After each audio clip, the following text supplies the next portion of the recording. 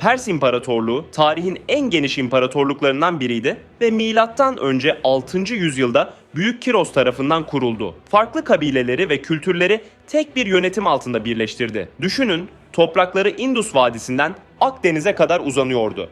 Etkileyici yönetim sistemi ve yerel geleneklere saygısıyla tanındı. 1. Darius döneminde daha da genişledi, haberleşmeyi kolaylaştıran ünlü kraliyet yolu gibi yenilikler getirildi. Ancak iç karışıklıklar ve dış istilalar zamanla çöküşe yol açtı. Perslerin mirası bugün bile sanat, kültür ve yönetim anlayışında yaşamaya devam ediyor. Onların hikayesi, birlik ve çeşitliliğin gücünün kanıtıdır.